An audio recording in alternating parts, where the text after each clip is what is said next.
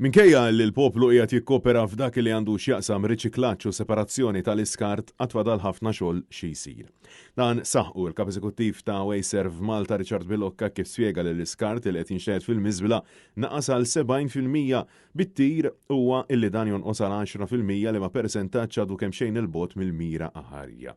Mistoqsi minn Net News x'inhu jiġri mill-iskart illi mhux qed jiġi separat, Bilokka insista illi l-Wayserv ma jistgħux jispezzjonaw borza u li dak huwa xogħol ta' entitajiet oħrajn. Kull trak li jidħol hawnhekk issirlu inspection. Issa dik l-inspection ma tidħolx borza dawk hemm entitajiet oħra li jagħmlu xogħolhom fit-triq. Bilokka spjega li grazzi għal kooperazzjoni tal-poplu Malti Wawċ l-iskart mhux separat li qed jinxteed fil-Borża Sewda naqas bin-nofs madankollu preċiża jgħid li 20% minnu ċewe 20 kilogramma minn kull 100 kilogramma huwa persentaġġ imħalla. Il-Borża Sewda fadlilha madwar 20% ta' skart organiku. Ġi spjegat li l-miżbela li hemm fil-Malta btiflaħ kapaċità għal madwar 5 snin oħra u għal daqstant għaddejja ħidma biex l-iskart ikompli qabel xejn jiġi separat grazzi għal kooperazzjoni tal-poplu fil-waqt li għaddejja ħidma fuq proġetti oħrajn.